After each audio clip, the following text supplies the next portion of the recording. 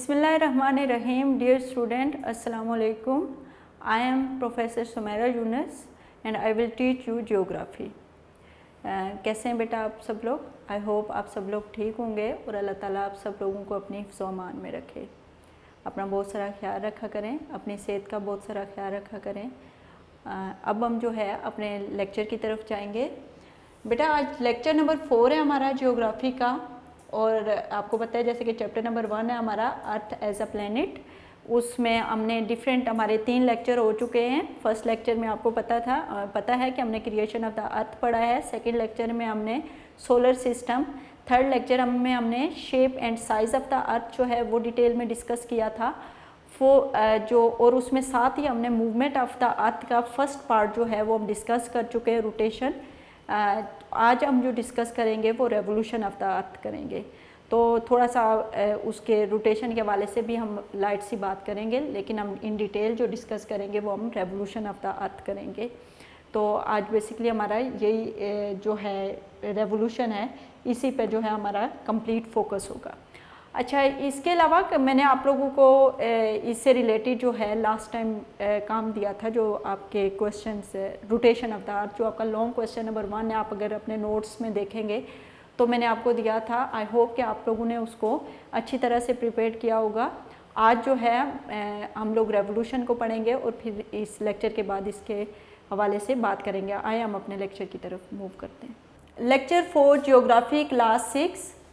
अब जो है हम अपने लेक्चर की तरफ जाएंगे। हमारा जो लेक्चर है वो chapter number 1 earth as a planet. उसमें हमने आपका जो लास्ट लेक्चर है उसमें मूवमेंट ऑफ द अर्थ हमने स्टार्ट कर दिया था। मूवमेंट ऑफ द अर्थ में हमने फर्स्ट टाइप जो है रोटेशन ऑफ द अर्थ जो है उसको हमने डिस्कस कर लिया था। आज जो है हम रेवोल्यूशन ऑफ द अर्थ करेंगे। आपको पता है कि रोटेशन और रेवोल्यूशन में मेन डिफरेंस जो है वो ये है कि जो डे एंड नाइट फॉर्मेशन है वो किसकी वजह से होती है, वो ड्यू टू रोटेशन होती है। रोटेशन क्या होता है कि the movement of the earth around its axis, जो अर्थ की मूवमेंट अपने एक्सिस के गिर्द होती है वेस्ट टू ईस्ट, वो आपकी क्या कहलाती है, वो आपकी रोटेशन ऑफ द अर्थ होती है। और आपकी डे और नाइट फॉर्मेशन जो होती है वो रोटेशन ऑफ द अर्थ की वजह से होती है। अब जो रेवोल्यूशन ऑफ अर्थ का जो मेन कैरेक्टरिस्टिक है, आपकी जो सीजन फॉर्मेशन होती है वो रेवोल्यूशन ऑफ द अर्थ की होती है। डे एंड नाइट फॉर्मेशन किसकी वजह से होती है, रोटेशन। अर्थ की 2 टाइप की मूवमेंट्स होती हैं, one is rotation, second is revolution. Day and night formation due to rotation, season formation due to revolution. अब रोटेशन और रेवोल्यूशन की डेफिनेशन में क्या फ़र्क है कि रोटेशन में जो अर्थ है वो अपने एक्सिस के अराउंड जो है वो रिवॉल्व कर रही होती है, और मतलब अपना एक्सिस के गिर्द जो है वो चक्कर लगा रही होती है। जबकि रेवोल्यूशन ऑफ द अर्थ में क्या होता है कि the movement of earth in its orbit around the sun is called revolution. In its orbit, in the movement of the earth के अर्थ मूव करती है इन इट ऑर्बिट, जो एक उसका स्पेसिफिक ऑर्बिट होता है सन के गिर्द, अराउंड द सन के गिर्द इज कॉल्ड रेवोल्यूशन। सन के गिर्द अपने स्पेसिफिक ऑर्बिट में जो अर्थ अपना चक्कर कंप्लीट करती है उसको हम क्या कहते हैं, रेवोल्यूशन ऑफ द अर्थ कहते हैं। ये देखें जैसे कि आपका सन है और ये आपकी अर्थ जो है ये उसके गिर्द जो है वो अपना चक्कर कंप्लीट करती है। फॉर एग्जांपल आपकी अर्थ हमेशा जो रिवॉल्व करती है वो एंटी क्लॉकवाइज रिवॉल्व करती है। मतलब यहाँ से एंटी क्लॉकवाइज ये होता है right to left, anti clockwise ये होता है लेफ्ट टू राइट। तो ये जो आपकी रेवोल्यूशन ऑफ द अर्थ होती है ये हमेशा आपकी अर्थ की जो मूवमेंट स्टार्ट होती है वो एंटी क्लॉकवाइज होती है। ठीक है, फॉर एग्जांपल यहाँ से अर्थ ने मूव करना शुरू किया तो यहाँ पे आके वो अपना क्या करती है, चक्कर अपना पूरा कंप्लीट करती है। ठीक है, तो the revolution of the earth is anti clockwise. पहले तो क्या हम कहेंगे कि जो सन के गिर्द चक्कर लगाती है रेवोल्यूशन कहलाता है। अब इसकी कैरेक्टरिस्टिक में पहली कैरेक्टरिस्टिक है कि the revolution is anti clockwise, कि रेवोल्यूशन जो होती है वो हमेशा एंटी क्लॉकवाइज होती है। ठीक है, और इसके बाद है the speed of revolution is 1,07,000, ठीक है, किलोमीटर पर आवर। 1 घंटे में तकरीबन इसकी स्पीड कितनी होती है, 1,07,000 जो है इसकी स्पीड होती है, स्पीड ऑफ द रेवोल्यूशन। और इसके बाद आपकी one complete revolution take 365 days and 6 year. अब जो ये फॉर एग्जांपल यहाँ से इसने मूव करना शुरू किया था, यहाँ से ये मूव किया इसने एंटी क्लॉकवाइज, यहाँ मूव करते करते ये पूरा इसने चक्कर कंप्लीट किया और यहाँ पे इसका चक्कर आके दोबारा से यहाँ से मूव किया, तो अब यहाँ पे इसका पूरा चक्कर हुआ, ठीक है। तो ये जो पूरा चक्कर इसने कंप्लीट किया है ये ऑलमोस्ट इसने 365 डेज एंड 6 आवर्स में किया है, ठीक है। कितना टाइम पूरा हुआ इसके 365। अर्थ सन के गिर्द अपना एक चक्कर कंप्लीट करने में कितने दिन लगाती है 365 डेज एंड 6 आवर्स। इधर इसी पॉइंट पे मैं एक आपको बात बताऊं, एक हम लास्ट इससे पहले आया था लीप ईयर, लेकिन मैंने आपको उस टाइम डिस्कस नहीं किया था। मैंने उसी टाइम सोचा था कि जब मैं रेवोल्यूशन ऑफ द अर्थ आपको बताऊंगी तो तब मैं आपको लीप ईयर के बारे में बताऊंगी। अब बेटा लीप ईयर क्या है, ये 6 आवर्स जो हैं इनको हम लोग मोस्टली बोलते हैं कि भाई अर्थ की जो रेवोल्यूशन होती है वो कितने टाइम पीरियड में कंप्लीट होती है, तो हम 365 डेज, हम 6 आवर्स को जो है वो इग्नोर करते रहते हैं। लेकिन यही 6 आवर्स जो हैं वो 4 ईयर्स 24 आवर्स बन के एक दिन जो है वो बनाते हैं। तो जो हमारा 4 ईयर्स के बाद फेब का मंथ होता है वो 29, वैसे फेब का मंथ कितने दिन का होता है 28 डेज का होता है, लेकिन 4 ईयर्स के बाद वो मतलब वो जो 4 ईयर्स के बाद 29 डेज का होता है। तो उस जो जिस मंथ में हमारा फेब का मंथ जो होता है, जिस ईयर में हमारा फेब का मंथ जो होता है वो 29 डेज का हो, उसको हम क्या बोलते हैं, लीप ईयर बोलते हैं। तो ये लीप ईयर के बारे में आपको समझ आ गई होगी कि लीप ईयर कौन सा होता है, कि जिसमें आपके 366 डेज होते हैं। अब season are formed by revolution, आपके जो सीजन्स होते हैं, मौसम के जो तब्दीली आती है वो किसकी वजह से होती है, वो रेवोल्यूशन की वजह से होती है। अब सीज़न की फॉर्मेशन रेवोल्यूशन में कैसे, मतलब क्योंकि ये जो अब अर्थ देखें, आपकी अर्थ जो है अब आपको 4 सीज़न मिलते हैं। 4 सीज़न क्यों मिलते हैं, टिल्ट आने की वजह से। अगर आपकी अर्थ मूव करते हुए टिल्ट ना हो, टिल्ट आप देखें अर्थ एक तरफ झुक रही है, आप देख रहे होते हैं इसका झुकाव एक तरफ, टिल्ट होना होता है अर्थ का एक तरफ। ये देखें जब ये मूव कर रही होती है तो इसका एक तरफ झुकाव हो रहा होता है, ठीक है। तो इसको जो झुकाव हो रहा होता है इसको टिल्ट कहते हैं, ठीक है। तो अर्थ जब एक साइड पे टिल्ट कर रही होती है तो मतलब इस वजह से हमारे 4 मौसम है। अगर अर्थ टिल्ट ना करती होती, इधर स्ट्रेट होती, ऊपर नीचे बस स्ट्रेट होती, तो हमारा एक हेमिस्फीयर होता जिसमें हमेशा दिन होता और एक हेमिस्फीयर होता एक हेमिस्फीयर होता उसमें हमेशा ठंड रहती और एक हेमिस्फीयर होता उसमें हमेशा गर्मी रहती। तो इस तरह से मौसमों में तब्दीली ना आती, 4 मौसम ना होते, या ठंड होती या गर्मी होती। उसकी में हमें 4 मौसम जो है स्प्रिंग, ऑटम और समर, विंटर, ये 4 सीज़न हमें इस वजह से मिले हुए हैं कि due to the tilt of earth, जब अर्थ अपने मूव करते हुए टिल्ट करती है, झुकाव होता है उसका एक तरफ, तो वो अब फॉर एग्जांपल ये देखें मार्च, इधर आप लोग आ जाएं तो ये देखें अब ये आपका जो ऊपर वाला हेमिस्फीयर है, ये आपका मैंने आपको बताया कि अर्थ के 2 हेमिस्फीयर होते हैं। ऊपर वाला हेमिस्फीयर जो होता है उसको हम नॉर्दर्न हेमिस्फीयर कहते हैं। जो लोअर हेमिस्फीयर होता है इक्वेटर के ऊपर साइड पे, ये दरमियान में जो लाइन होती है इक्वेटर की होती है। इक्वेटर का जो ऊपर वाली साइड होती है वो नॉर्दर्न हेमिस्फीयर होता है, इक्वेटर की जो लोअर साइड होती है वो साउथर्न हेमिस्फीयर होता है। जो नॉर्दर्न हेमिस्फीयर होता है उसका जब झुकाव सन की तरफ होता है, नॉर्दर्न हेमिस्फीयर का झुकाव जब सन की तरफ होता है तो नॉर्दर्न हेमिस्फीयर में गर्मी और समर सीजन होता है, और साउथर्न हेमिस्फीयर उस टाइम क्या होता है, सन से दूर हो जाता है। देखें अब ये नॉर्दर्न हेमिस्फीयर का झुकाव जो है वो सन की तरफ है, तो साउथर्न हेमिस्फीयर को देखो वो सन से दूर हो रहा है। तो जब साउथर्न हेमिस्फीयर सन से दूर होगा तो साउथर्न हेमिस्फीयर में क्या होगा, विंटर होगा, और नॉर्दर्न हेमिस्फीयर में क्या होगा, समर होगा। और ये टाइम होता है जब आपका डे जो है 21 जून जो होता है, और इसमें डे जो होता है आपका बड़ा होता है, और उस टाइम जो आपका साउथर्न हेमिस्फीयर होता है उसमें जो रात होती है वो बड़ी होती है। इस तरह से आप लोग इधर आते जाएं तो ये आपका जो है ये यहाँ पे आपका ऑटम सीजन है। इसमें ना तो ये इस टाइम जो आपका सन है उसकी तरफ कोई भी टिल्ट नहीं कर रहा, ना नॉर्दर्न हेमिस्फीयर टिल्ट कर रहा है ना साउथर्न हेमिस्फीयर टिल्ट कर रहा है। तो अब यहाँ पे ना गर्मी होगी ना सर्दी होगी, तो ये मंथ जो होगा वो सितंबर का होगा। समझ आई कि आप देखें कि अब ना तो नॉर्दर्न हेमिस्फीयर ना तो साउथर्न हेमिस्फीयर किसी का भी झुकाव सन की तरफ नहीं हो रहा। अब किसी का भी झुकाव सन की तरफ नहीं हो रहा तो ना विंटर सीजन होगा ना समर सीजन होगा, ये ऑटम सीजन होगा और ये सितंबर का मंथ होगा। अब जो है हमारी जो अर्थ है ये मूव करती हुई मूव कर रही है, और अब आप देखें कि हमारा जो साउथर्न हेमिस्फीयर है वो कर रहा है टिल्ट टुवर्ड द सन। उसकी मूवमेंट जो हो रही है वो किसकी तरफ हो रही है, सन की तरफ हो रही है। तो अब साउथर्न हेमिस्फीयर में जो होगा वो समर होगा, और हमारा जो नॉर्दर्न हेमिस्फीयर है उसको आप देख सकते हैं कि वो अवे टुवर्ड द सन, वो मतलब अब सन से जो है वो दूर हो रहा है। तो हमारा नॉर्दर्न हेमिस्फीयर जो होगा ये यहाँ पे क्या होगा, यहाँ पे ठंड होगी। तो इस तरह से हमारा जो ये मंथ जो होगा वो 21 दिसंबर का। अब अगर अर्थ आगे मूव कर रही है तो यहाँ पे अब आप फिर देखेंगे कि यहाँ पे फिर दोबारा से कोई भी हेमिस्फीयर जो है वो अर्थ की सन की तरफ जो है वो टिल्ट नहीं कर रहा, किसी भी हेमिस्फीयर का सन की तरफ झुकाव नहीं हो रहा।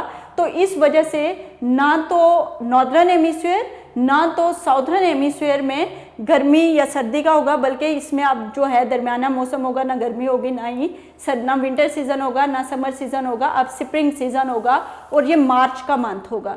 ठीक है, तो यहाँ से आपको अच्छी तरह से मैंने अब ये पूरा मैंने आपको बता दिया कि जब नॉर्दर्न हेमिस्फीयर सन की तरफ टिल्ट कर रहा है तो ये जून का मंथ है। तो जून के मंथ में जो है वो नॉर्दर्न हेमिस्फीयर में समर होता है और साउथर्न हेमिस्फीयर में विंटर होता है। इसी तरह से ये सितंबर का मंथ है, सितंबर के मंथ में सन की तरफ कोई भी हेमिस्फीयर टिल्ट नहीं हो रहा, तो ये ऑटम का मौसम होता है, ना गर्मी होती है इसमें ना सर्दी होती है। फिर दोबारा से इधर आते हैं, दिसंबर का मंथ है 21 दिसंबर, और इसमें जो हमारा हेमिस्फीयर है साउथर्न हेमिस्फीयर ये जो है सन की तरफ इसका झुकाव हो रहा है। तो ये सन की तरफ झुकाव होने की वजह से हमारा जो साउथर्न हेमिस्फीयर है वो 21 दिसंबर को यहाँ पे समर होगा। साउथर्न हेमिस्फीयर में 21 दिसंबर को विंटर होगा, समर होगा, और जो हमारा नॉर्दर्न हेमिस्फीयर है वहाँ पे वो सन से दूर हो रहा है तो वहाँ पे विंटर होगा। ठीक है, तो अब आप लोगों को आइडिया हो गया होगा कि हम कौन से हेमिस्फीयर में रहते हैं। 21 दिसंबर को हमारे जो रीजन है वहाँ पे क्या होती है, वहाँ पे सर्दी होती है।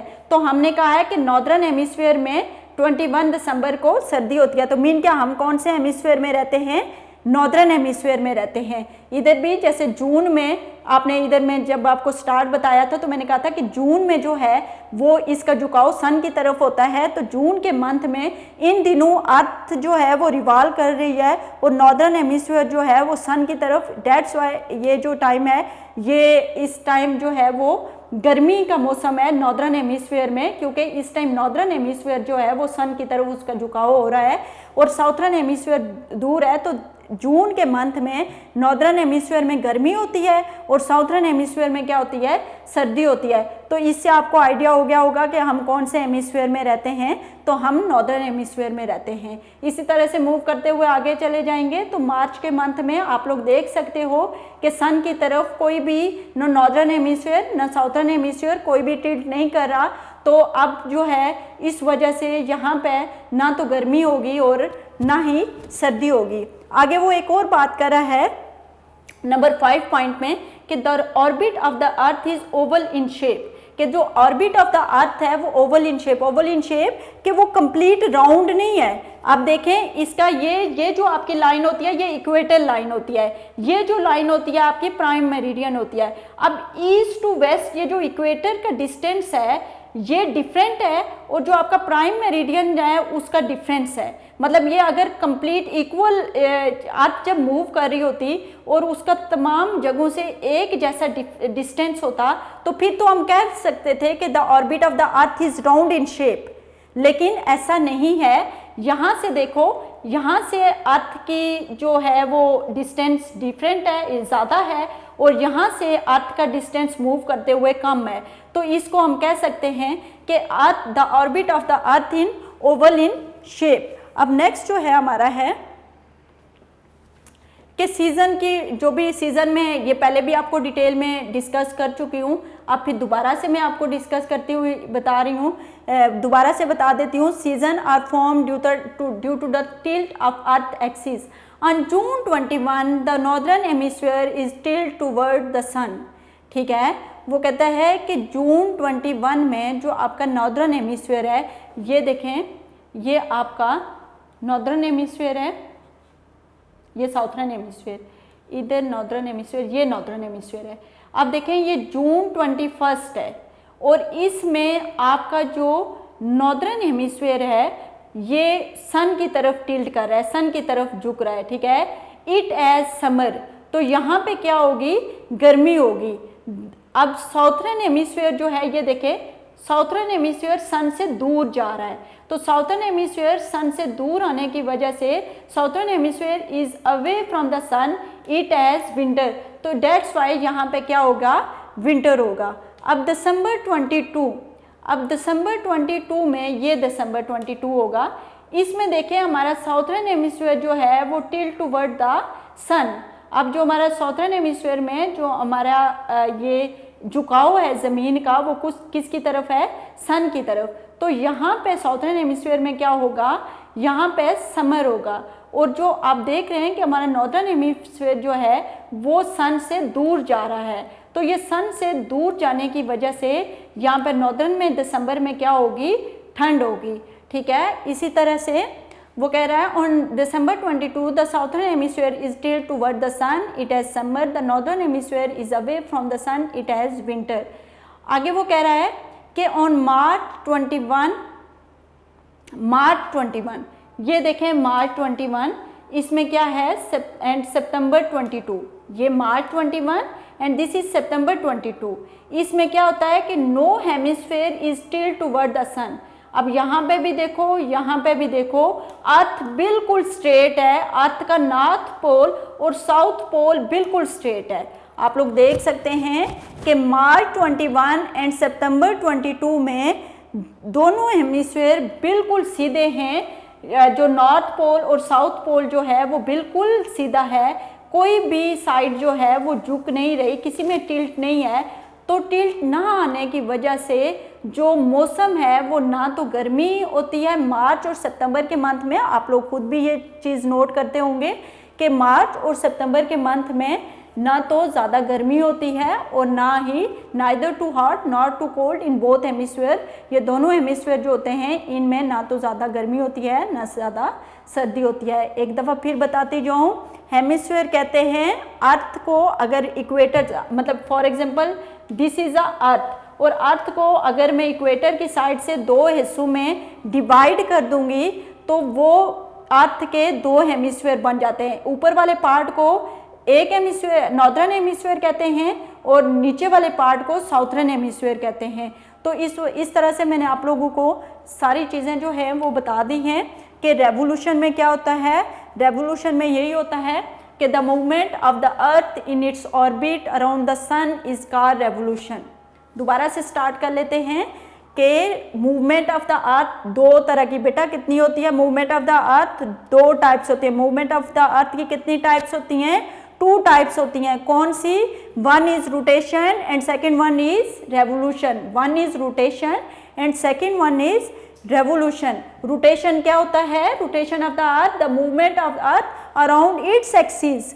अर्थ अपने ही एक्सिस के गिर्द जब चक्कर लगाती है तो वो क्या कहती होता है, रोटेशन। अर्थ अपने ही एक्सिस के गिर्द जब चक्कर लगाती है तो the movement of the earth around its axis, तो वो रोटेशन होता है। और रेवोल्यूशन क्या होता है, the movement of earth in its orbit around the sun. और जब वो सन के गिर्द चक्कर लगाती है तो वो क्या कहलाता है, रेवोल्यूशन होता है। रोटेशन से क्या होता है, रोटेशन से formation of day and night, और रेवोल्यूशन से क्या होता है, रेवोल्यूशन से फॉर्मेशन ऑफ सीजन होते हैं। तो ये मैंने आपको बताया रोटेशन कितने टाइम में कंप्लीट होती है, 24 आवर्स में। रोटेशन कितने टाइम पे कंप्लीट होती है, 24 आवर्स में, जबकि रेवोल्यूशन अपना सन के गिर्द, अर्थ अपना सन के गिर्द चक्कर जो है वो कंप्लीट करती है वो 365 डेज एंड 6 आवर्स में जो है वो अपना चक्कर जो है वो कंप्लीट करती है। तो ये हमारा आज का लेक्चर था। अच्छा, इससे रिलेटेड हमारे जो MCQs हैं वो 1 to 15 आपने MCQs याद करने हैं, क्योंकि मैं MCQs पहले आपको नहीं दिए थे डायरी में, तो आज आपके MCQs जो होंगे वो 1 to 15 इससे रिलेटेड हम लोग टॉपिक पढ़ चुके हैं, तो ये आप लोग कर लीजिएगा। इसके अलावा शॉर्ट क्वेश्चन आंसर 1 to 10 हमारे हो गए हैं। 10 to 14 शॉर्ट क्वेश्चन आंसर जो हैं वो आपने याद करके आने हैं। और उसके अलावा हमारा लॉन्ग क्वेश्चन नंबर 2, आज हमने कल जो है मैंने आपको रोटेशन ऑफ द अर्थ दिया था, आज जो है वो रेवोल्यूशन ऑफ द अर्थ में हमने डिस्कस किया है। तो ये आपका, अगर आप अपने नोट्स पे जाएंगे वहाँ पे देखेंगे लॉन्ग क्वेश्चन आंसर 2 आपका बनता है, तो ये आप लोगों ने अच्छी तरह से प्रिपेयर करना है, इसको याद करके लिखना है। और इंशाल्लाह जो नेक्स्ट लेक्चर तक के लिए मुझे इजाज़त देते हैं, फिर मिलते हैं। अल्लाह हाफिज़।